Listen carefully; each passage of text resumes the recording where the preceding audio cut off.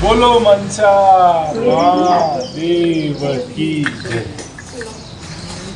एक समय कैलाश पर्वत पर जबकि चारों ओर 18 बहार वनस्पति फल फूल रही थी, सुंदर मंद सुगंधित हवा चल रही थी। ऐसे समय शिवजी तथा पार्वती जी एक सुंदर आसन पर विराजमान होकर इस छटा को देख रहे थे। श्री पार्वती जी बोली, हे नाथ, आज तो चौपड़ पासे का खेल खेलना चाहिए। महादेव जी ने कहा, ठीक है, पर इस खेल में छल कपट बहुत होता है, इसलिए हार जीत का साक्षी का निर्णय कौन देगा। तब तो श्री पार्वती जी ने अपने अंग से मेल उतार कर उसका एक पुतला बनाकर बिठा दिया, जिसे श्री महादेव जी सरजीवन कर बोले, हे पुत्र अंगद, हम दोनों चौपड़ पासे का खेल खेल रहे हैं, सो तू हमारे हारने जीतने की साख पढ़ना। अब चौपड़ पासे का खेल शुरू हुआ। महादेव जी ने 2 बार पासे फेंके और अंगद से पूछा, बता कौन हारा और कौन जीता। तो अंगद ने कहा कि आप जीते तथा पार्वती जी हारे। जब पार्वती जी ने तीसरी बार पासे फेंके और अंगद से पूछा, बता कौन हारा और कौन जीता। यद्यपि इस बार पार्वती जी जीती थी, परंतु अंगद ने सोचा, मैं महादेव जी को हारा कहूंगा तो वह मुझे श्राप दे देंगे। अतः उसने कह दिया कि महादेव जी जीते तथा पार्वती जी हारे। यह सुनते ही पार्वती जी को क्रोध आ गया और क्रोध में आकर अंगद को श्राप दे दिया, जा तू कोढ़ी हो जा और भटकता फिर। तब तो श्री पार्वती जी के श्राप से कोढ़ी व दुखी हुआ अंगद इधर उधर भटकने लगा। भटकते भटकते एक दिन एक विशाल भयंकर जंगल में जा पहुंचा, जहाँ उसे 12-12-24 कोस के बीच एक तालाब दिखाई दिया, जिसके आसपास बड़ पीपल के कई पेड़ खड़े थे। वहाँ पर कई इंद्राणियाँ, ब्रह्माणियाँ, बहुत से देव देवताओं की स्त्रियाँ मिलकर वहाँ व्रत कर रही थी। तब तो अंगद ने उन्हें ऐसा करते हुए देखकर कहा कि बहनों, आप यह क्या कर रही हैं। तो देवांगनाओं ने उत्तर दिया कि हम महादेव जी के मनसावाचक व्रत को कर रही है, जिसके करने से सभी मनोकामनाएं शिवजी महाराज पूर्ण करते हैं।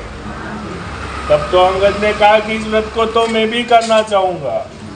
तो देवांगनाओं ने उसकी इच्छा को देखकर चावल सुपारी जलाकर व्रत प्रारंभ कराने का संकल्प करा दिया और कहा कि श्रावण महीने के कृष्ण पक्ष के प्रथम सोमवार से इस व्रत को शुरू किया जाता है और उस दिन किसी कुंवारी कन्या के हाथ से 2 पुनी सूत कटवा कर उसका डोरा बनावे, पीली गेरू में रंगे और फिर उस डोरे को महादेव जी की पूजन तथा आगे हर सोमवार व्रत करता रहे। फिर कार्तिक सुदी चौथ के दिन उसका उजमना करे। उस दिन 4.25 सेर आटा, 1.25 सेर घी, 1.25 सेर गुड़ को गांव में तोल पूछ कर उसका चूरमा बनावे और उसका महादेव जी के भोग धरकर 4 बराबर भाग कर लेवे। प्रथम भाग शिव जी को निमित्त कर देवे, अर्थात किसी नाथ को दे देवे। दूसरा भाग किसी ब्राह्मण को दे देवे। तीसरा भाग किसी गौ को खिला देवे और चौथा भाग आप स्वयं प्रसाद के तौर पर ग्रहण करें तथा शेष बिना राजा रंग के छोटे बड़े का भेदभाव किए सबको बराबर बराबर बतरा देवे और डोरा जो बनाया जाता है जब तक व्रत करे स्वयं धारण करे और उद्यापन के बाद उसे जल में पधरा देवे। बस यही इस व्रत का विधान है। तब तो अंगद ने नियमानुसार मनसावाचक व्रत प्रारंभ किया और लगातार 4 वर्ष तक करता रहा। एक दिन बैठे ही बैठे पार्वती जी को अंगद की याद आई। वियोग से घबरा कर महादेव जी से कहने लगी कि हे नाथ, कोई ऐसा उपाय बतलाइए जिससे कि अंगद घर वापस लौट आए।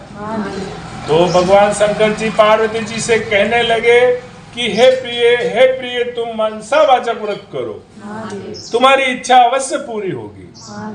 तब तो श्री पार्वती जी ने भी विधि अनुसार डोरा बनाकर व्रत प्रारंभ किया और जो ही व्रत समाप्त हुआ अंगद कोढ़ रहित होकर विचरण करता हुआ पार्वती जी से आ मिला। तो पुत्र को देखते ही पार्वती जी खुशी के मारे हंसने लगी, परंतु अंगद ने सोचा मैं माता जी के बिना बुलाए लौट आया हूँ, यह जानकर हंस रही है, इसलिए वह गुस्से में भरकर वापस लौटने लगा।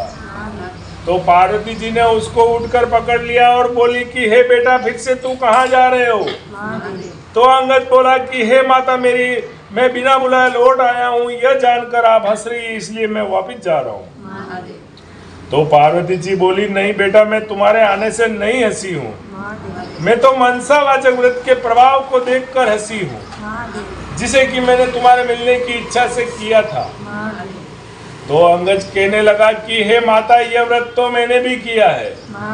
तो पार्वती जी बोली, यह व्रत तूने किया तभी तो तेरे श्राप का प्रभाव नष्ट हो गया, और यह व्रत मैंने किया जिससे मुझे खोया हुआ पुत्र फिर से आकर मिल गया। परंतु बेटा, अब तेरी क्या इच्छा है सो मुझसे कह। तो अंगद बोला कि हे माता, मेरी इच्छा है कि मैं उज्जैन का राजा बनूं। तो पार्वती जी बोली, अच्छा बेटा, तू अभी उज्जैन चला जा, वहां का राज्य तुझे मिल जाएगा। बोल मंचा महादेव की जय। इधर माता का आशीर्वाद पाकर अंगद वहां से चला, इधर उज्जैन जा पहुंचा। इधर उज्जैन ने अपनी इकलौती कन्या का स्वयंवर रखा था और शर्त रखी थी कि हथिनी जिसके गले में जयमाला डाल देगी, राजकन्या का ब्याह उससे कर दिया जाएगा। अतः स्वयंवर के ठीक समय पर एक हथिनी को श्रृंगार कराया गया तथा उसके सुंड में वरमाला देकर कहा गया, हे हथिनी, तू देवी के समान है, अतः इस सभा में जो तुम्हें राजकन्या के योग्य वर दिखाई दे उसके गले में वरमाला डाल दे। हथिनी माला लेकर चली, इधर जहाँ अंगज बैठा था वहाँ पहुंचकर उसके गले में वरमाला डाल दी। यह देखकर लोगों ने कहा, यह न मालूम कौन है, हथिनी चूक गई है। अतः इस लड़के को अंगज को वहाँ से हटा दिया गया। फिर हथिनी को माला देकर प्रार्थना की गई, हे हथिनी, इस सभा में जो तुम्हें राजकन्या के योग्य वर दिखाई दे, जो उज्जैन का राज्य अच्छी तरह संभाल सके, उसके गले में वरमाला डाल दे। तब हथिनी दूसरी बार माला ले जाकर फिर से अंगज के गले में पहना दी। तो लोग कहने लगे कि हथिनी इस लड़के से परज गई है, अतः इसे दरवाजे से बाहर बिठा दिया गया। परंतु जब हथिनी तीसरी बार माला लेकर चली तो हथिनी दरवाजे से बाहर निकलकर फिर से उसी बालक के गले में वरमाला डाल दी। फिर क्या था, राजा ने कहा कि जैसा होगा होनहार है होगा, नगर सेठ को बुलवाया और कहा कि इस बालक को तुम अपने घर ले जाओ, फला लग्न पर इसे सज धज कर बारात सजा कर ले आओ। नगर सेठ बालक को अपने घर ले गया और लड़के का खूब श्रृंगार कर बारात सजा कर लग्न के समय ले आया। बड़ी धूमधाम के साथ विवाह संपन्न हुआ और राजा ने राजपाट कन्यादान में दे दिया। बोल मंचा महादेव की जय।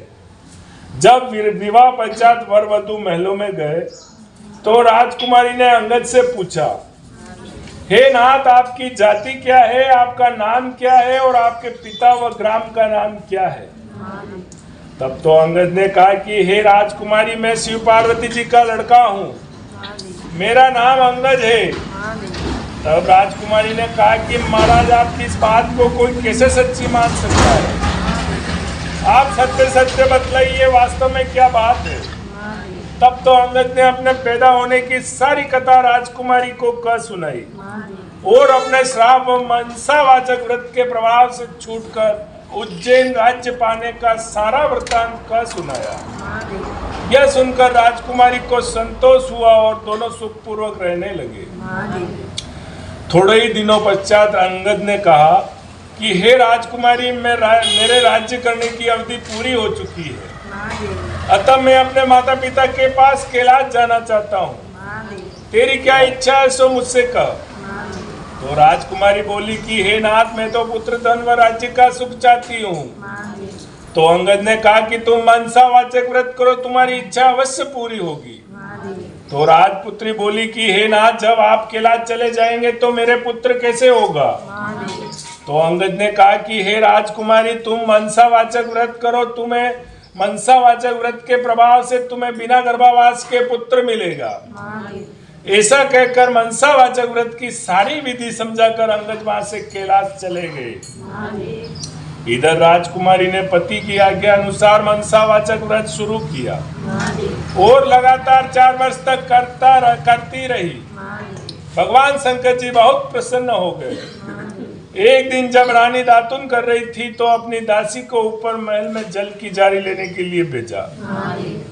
तो दासी ऊपर महल में जाकर क्या देखती है कि एक सोने के पालने में एक सुंदर सा बालक सोया हुआ अपना अंगूठा चूस रहा है।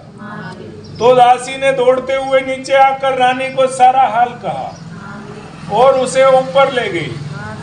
तो रानी ने बालक को देखकर उठाकर छाती से लगा लिया और महादेव जी से प्रार्थना करने लगी कि हे नाथ, यदि आपने मुझे यह पुत्र दिया है तो मेरे स्तनों में दूध पैदा कीजिए। रानी के इतना कहते ही उसके स्तनों में दूध भर आया। सारे नगर में खुशी छा गई। सभी मनसावाचक व्रत को सराहने लगे और बालक का नाम फूलकुंवर रखा गया। अब धीरे धीरे फूलकुंवर बड़ा हुआ।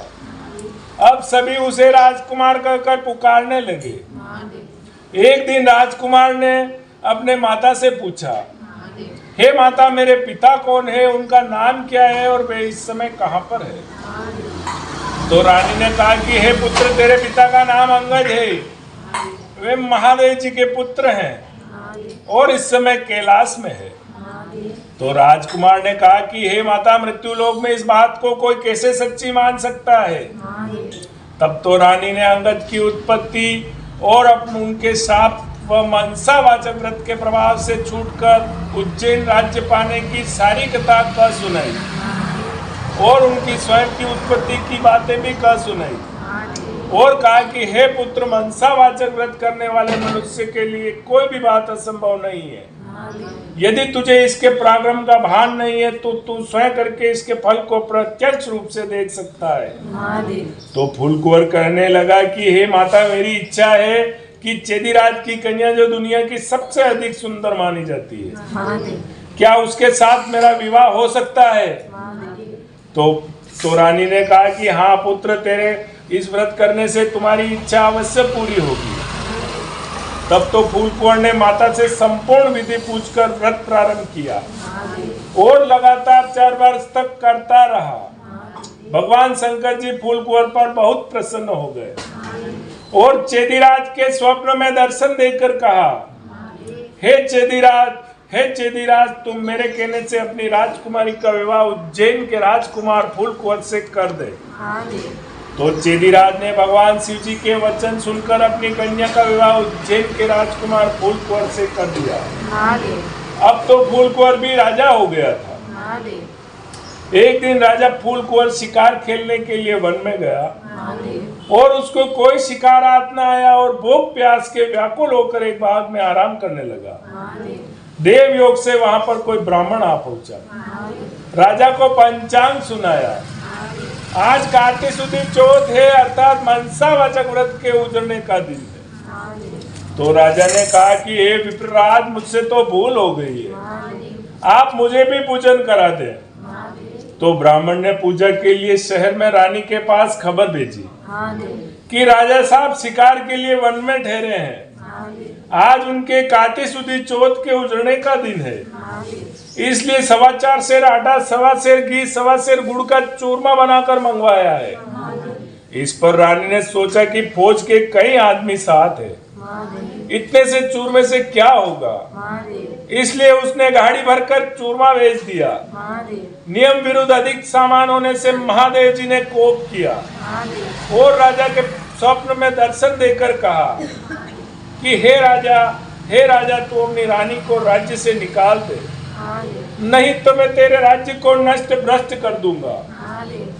तब तो राजा ने प्रमाण अनुसार दोबारा चूरमा बनाकर व्रत पूरा किया और महादेव जी के कथन अनुसार रानी को महल से निकलवा दिया। अब रानी किले से रवाना हुई। थोड़ी दूर जाने पर उसे दीवान मिला। तो दीवान जी ने पूछा कि रानी जी, आप कहाँ पधार रही हैं? तो रानी ने सब बात बताई। तब दीवान ने कहा कि मैं राजा साहब को समझा लूंगा, तब तक आप मेरे हवेली में पधारें। जो ही रानी दीवान की हवेली में गई तो दीवान अंधा हो गया। तब दीवान ने जो हाथ जोड़कर कहा कि आप यहाँ से पधारिए। अब रानी आगे रवाना हुई तो नगर सेठ मिला। उसने भी यही कहा कि राजा साहब का क्रोध शांत हो तब तक आप मेरे घर में रहिए। तो रानी के वहां जाते ही नगर सेठ की हुंडियां चलना बंद हो गई और कई तरह के उपद्रव होने लगे। तो नगर सेठ ने हाथ जोड़कर कहा कि आप यहाँ से पधारिए। अब रानी वहां से निकली तो राजा जी का कुम्हार मिला, उसे भी दया आ गई। वह रानी को अपने घर ले गया। तो रानी के वहां जाते ही कुम्हार का हवा बैठ गया, सारे बर्तन फूट गए और कुम्हार स्वयं अंधा हो गया। तब कुम्हार ने भी वहां से रानी को चले जाने की प्रार्थना की। अब रानी आगे चली तो राजा जी का माली मिला, उसने भी यही पूछा कि रानी जी आप कहाँ पधार रही हैं? तो रानी ने कहा कि राजा साहब ने मुझे देश निकाला दिया है। तो माली को भी रानी पर दया आ गई। उसने कहा कि राजा जी का क्रोध शांत हो तब तक आप मेरे बाग में रहिए। तो रानी के वहां जाते ही बाग के सारे पेड़ पौधे सूखकर जलने लगे, खेत कुओं का पानी सूख गया और माली को भी कम दिखने लगा। तब तो माली ने भी रानी को वहां से चले जाने को कह दिया। अब रानी वहां से निकलकर विचार करने लगी कि मुझसे ऐसा क्या पाप हो गया है कि मैं जहाँ भी जाती हूँ सत्यानाश होने लगता है। ऐसा सोचते सोचते वह आगे चली तो उसने देखा कि 2 रास्ते हैं। पूछने पर मालूम हुआ कि एक रास्ता 6 महीने का और एक रास्ता 3 दिन का। रानी 3 दिन के रास्ते से चली। उसे रास्ते में एक शिप्रा नाम की नदी मिली। रानी दुख के मारे उसमें कूदकर आत्महत्या करनी चाहिए। जो ही रानी नदी के अंदर कूदी तो वह नदी भी सूख गई। आगे जाने के बाद उसे एक बड़ा भारी पर्वत आया। रानी ने सोचा इस पहाड़ पर चढ़कर गिर पड़ूं। जो ही रानी पहाड़ पर चढ़कर गिरने लगी तो वह पर्वत भी जमीन के बराबर हो गया। आगे जाने के बाद उसे एक सिंह दिखाई दिया। रानी ने सोचा इस सिंह को छेड़ूंगा मुझे खा जाएगा तो अच्छा है। जो ही रानी ने सिंह के ऊपर हाथ फेरा तो वह सिंह भी पत्थर का हो गया। आगे जाने के बाद उसे एक बड़ा भारी अजगर सर्प दिखाई दिया। रानी ने मरने की इच्छा से सर्प को छेड़ा तो वह सर्प भी रस्सी का हो गया। आगे चली तो क्या देखती है कि रानी हार खाकर आगे एक बड़ा भारी पीपल का वृक्ष है। उसके पास एक सुंदर कुआं है और एक मंदिर बना हुआ है। रानी मंदिर में जाकर मुंह ढककर बैठ गई। ओम नमः शिवाय, ओम नमः शिवाय इस पंचाक्षरी मंत्र को जपने लगी। उस दिन कार्तिक सुदी चौथ का दिन था। मंदिर का पुजारी नाथ गांव में सामान लेने के लिए चला गया था। वहां पर उसको कुत्तों ने काट खाया। पुजारी नाथ विचार करने लगा कि आज मेरे आश्रम में ऐसा कौन पापी यहाँ पहुंचा है जिसके कारण यह उत्पात हुआ है। नाथ जी ने जब मंदिर में आकर एक स्त्री को बैठा देखा तो सोचने लगा कि मेरे आश्रम में आज कोई डाकन या भूतनी आ गई है। तो रानी ने नाथ जी को देखकर विनय पूर्वक बोली, हे महाराज मैं न तो कोई डाकन हूँ न भूतनी हूँ। मैं तो मानवी हूँ, आकाश की गहरी जमीन की जेली एक दुखी स्त्री हूँ। यदि आप मुझे धर्म की बेटी बनाओ तो मैं अपना सारा भेद कहूँ। नाथ जी ने यह स्वीकार कर लिया। तब रानी ने अपना सारा किस्सा कहा और फिर वहां से जाने लगी। तो वह भूख प्यास के चल नहीं सक रही थी। तब नाथ जी ने उजड़ने का एक भाग का लड्डू दे दिया। लड्डू को देखते ही रानी को व्रत की याद आई। इतने में नाथ जी ने कह दिया कि आज कार्तिक सुदी चौथ है। यह मनसावाचक व्रत का प्रसाद है। इसका नियम है कोई भी राजा हो तो अधिक प्रसाद न बनावे, इसलिए यह एक भाग का लड्डू है। तब रानी को समझ में आ गई कि ये चूरमा ज्यादा भेजा था मैंने, इसलिए महादेव जी ने मुझ पर कोप किया है। ऐसा विचार कर रानी नाथ जी से कहा, हे महाराज इस व्रत को तो मैं भी करना चाहती हूँ। तब नाथ जी ने कहा कि यह श्रावण महीने का प्रथम सोमवार आ रहा है, तुम उस दिन इस व्रत को शुरू करना। तो रानी ने नियमानुसार व्रत शुरू किया और जब कार्तिक सुदी चौथ का दिन आया नाथ जी गांव में जाकर सामान ले आए। महादेव 1.25 सेर घी, 1.25 सेर गुड़, 4.25 सेर आटे का चूरमा बनाया। महादेव कुंवारी कन्या से पौनी सूती सूत कटवाया। महादेव डोरा बनाया। महादेव चूरमे के 4 भाग किए। महादेव शिव पार्वती जी की चितवन से पूजा की। इस प्रकार व्रत करते हुए रानी को 4 वर्ष हो गए। महादेव और महादेव जी राजा फूलकुंवर के स्वप्न में दर्शन देकर कहा कि हे राजा तू अपनी रानी को राज्य में बुलवा ले, नहीं तो मैं तेरे राज्य को नष्ट भ्रष्ट कर दूंगा। तब राजा ने कहा कि महाराज अब रानी का कैसे पता लगेगा? आपकी आज्ञा से ही तो मैंने उसे देश निकाला दे दिया है। तो महादेव जी ने कहा कि हे राजा तू अपने 4 आदमी विश्वासी नौकरों को पूर्व के दरवाजे भेज दे। उन्हें बिना ना तो बोलो कि गाड़ी मिलेगी, वे चारों लोग उसमें बैठ जावे। वह गाड़ी उन्हें वहीं पर ले जाएगी जहां पर तुम्हारी रानी है। तो प्रातः काल होते ही राजा के 4 आदमी भेज दिए। उन्हें बिना ना तो बोलो की गाड़ी मिली, वे चारों लोग उसमें बैठ गए। वह गाड़ी उन्हें वहीं ले गई जहां पर रानी रहती थी।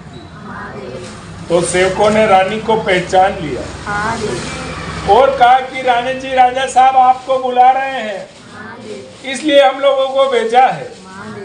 तब रानी ने नाथ जी से कहा मैं आपकी बेटी हूँ, आप मुझे सीख देकर भेजो तो मैं जाऊं। तब नाथ जी ने मिट्टी के हाथी घोड़े रथपाल की आदि बनाकर मंत्र के छींटे दिए, जिससे वह सच्चे हाथी घोड़े रथपाल की बन गए। तब रानी ने फिर से कहा हे पिताजी, रास्ते में मेरे छूने से कई जीवों का नुकसान हुआ है, उनका भी उद्धार होना चाहिए, नहीं तो मुझे पाप लगेगा। तब नाथ जी ने शिव जी का निर्मल्य स्नान कराए हुए जल की जारी भर कर दी और कहा कि हे बेटी, तू ओम नमः शिवाय कहकर जल की जारी का जिस पर छींटा डालेगी वह पुनः अपने असली स्वरूप को प्राप्त हो जाएगा। तब रानी जल की जारी लेकर नाथ जी से प्रणाम करके चारों सेवकों के साथ रथ पालकी में बैठकर रवाना हुई। चलते चलते उसे रास्ते में वह स्वर पाया जो उनके छूने से रस्सी हो गया था। तब रानी ने ओम नमः शिवाय कर मंत्र का उच्चारण कर जल की जारी का छींटा डाला तो रस्सी पहले जैसा सर्प बनकर चलने लगी। आगे वही सिंह जो पत्थर होकर पड़ा मिला। तो रानी ने ओम नमः शिवाय कहकर जल की जारी का छींटा डाला तो वह जीवित होकर गरजता हुआ वन में चला गया। आगे वही पहाड़ आया जो रानी के स्पर्श से जमीन में धस गया था। रानी ने ओम नमः शिवाय पढ़कर जल की जारी का छींटा डाला तो वह पहले जैसा पर्वत हो गया।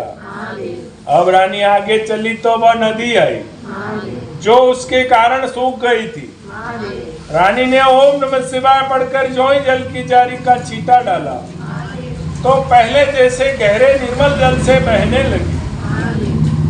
अब रानी पाल की फौज आदि को किले में भेज दिया और खुद उस भाग में गई जो उसके कारण सूख गया था। तो भगवान ने रानी को देखकर कहा कि हे रानी जी, आप फिर से क्यों आ रही है? पहले ही आपके कारण यह बाग सूख गया था। परंतु रानी के समझाने बुझाने के बाद माली ने फाटक खोला। तो रानी ने जाते ही ओम नमः शिवाय पढ़कर जो ही जल की जारी का छींटा डाला तो सूखा हुआ बाग अच्छा हरा भरा बगीचा हो गया। फिर से वहाँ कोयले बोलने लगी, नाना प्रकार के फल फूल दिखाई देने लगे। खेत को का पानी जल भर आया और वह आगे रानी चली तो वह कुमार के यहाँ गई। वो कुमार के वहाँ जाते ही कुमार की भी आंखें खुल गई और कुमार के आवे के सारे बर्तन सोने चांदी के हो गए। तब कुमार ने कहा कि हे रानी जी, यह सोने चांदी के बर्तन हमारे पास कौन रहने देगा? तब रानी ने कहा कि इसमें से 4 बर्तन ले जाकर तू राजा जी को भेंट कर देना, यह मेरा हुक्म है। इस प्रकार रानी नगर सेठ के घर में गई।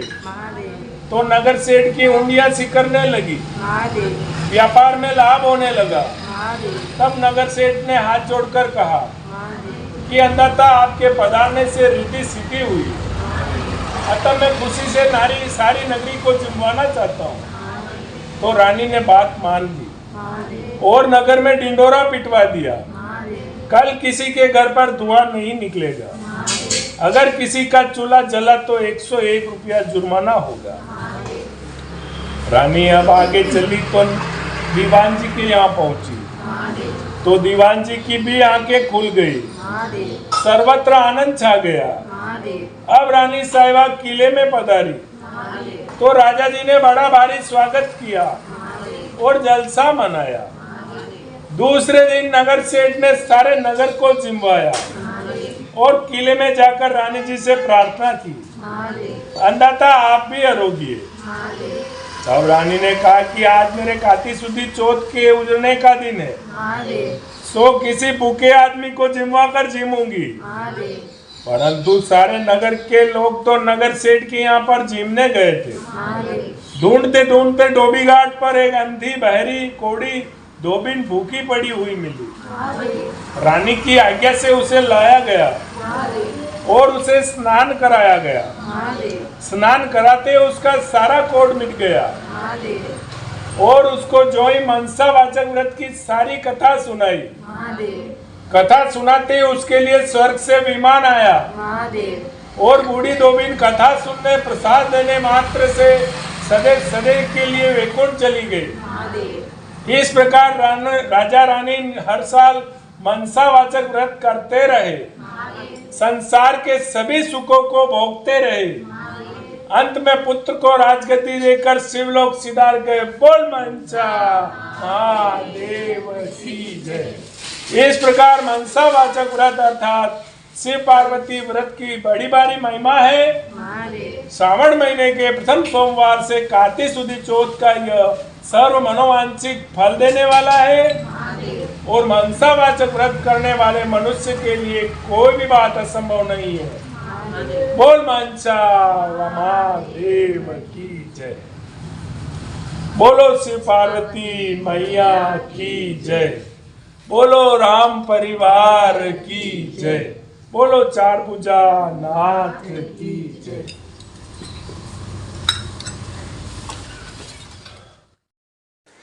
आज की कथा यहीं समाप्त होती है। अब हम आरती करेंगे और कृपया मेरे चैनल को सब्सक्राइब कर लें ताकि मेरा हर वीडियो आप तक पहुंचे। जय महादेव।